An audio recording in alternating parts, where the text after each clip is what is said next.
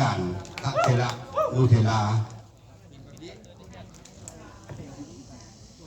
ข้าพเจ้าขอตั้งหน้าให้กับครอบครัวนางบุญทันและครอบครัวท่านและศรีวิไลพร้อมด้วยลูกหลาน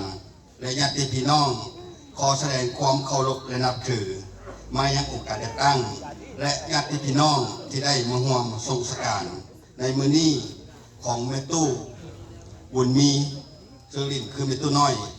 ด้วยความเศร้าโศกเสียใจอะไรอาวรณ์ผู้เป็นแม่ผู้เป็นแม่ป้าผู้เป็นน้าสาวของพวกข้าพเจ้า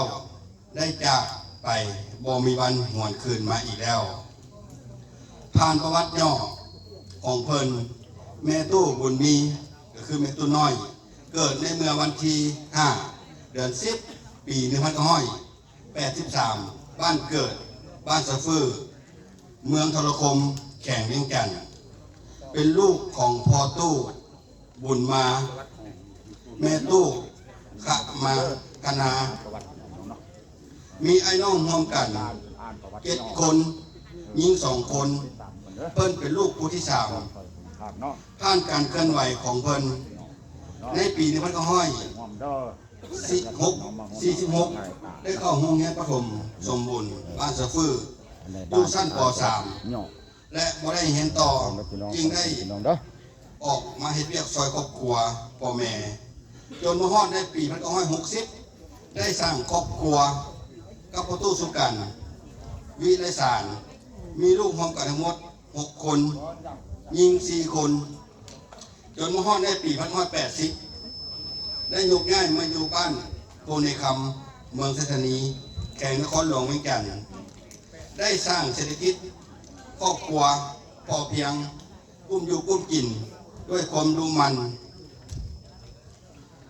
ส่งลูกได้ทำเฮียนให้มีการศึกษาทุกคน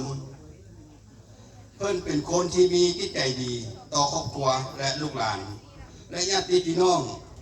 ที่ให้ความเคารพและนับถือและยังได้ประกอบส่วนสร้างสาพัฒนาบ้านโพนิคำของพวกเรา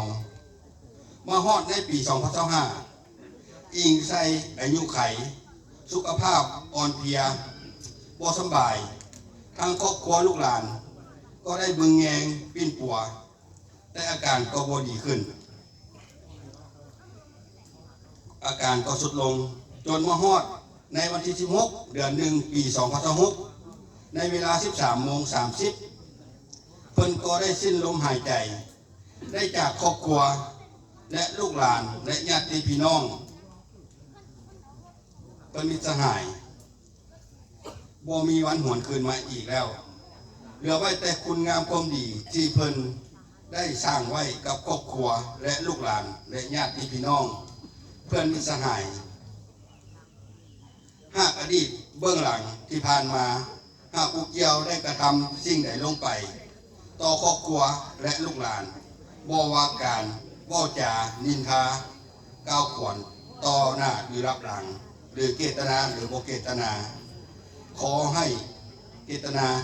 เฮ็ดให้เสียใจหรือมีอคติต่อกันขอให้จงยกโหสิกรรมให้ผู้เกี่ยวทางการจะตั้งและญาติพี่น้องจะให้ความช่วยเหลือบึงแงงครอบครัวของผู้เกี่ยวขอให้ดวงวิญญาณบ่ให้เป็นห่วงเป็นใยจงไปดีถึงสุข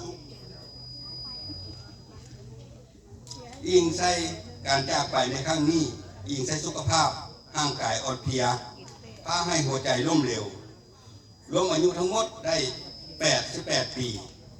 ดังนั้นก็ขอให้ญาติพี่น้องยืนขึ้นเพื่อไว้อะไรในครั้งสุดท้ายนะ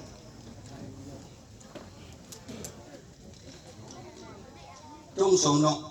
ดวงวิญญาณของแม่ตู้บุญมีก็คือแม่ตู้น้อยขึ้นสู่สวรรค์ชั้นฟ้าให้ดวงวิญญาณไปสู่ปกติ3 วินาทีปฏิบัติ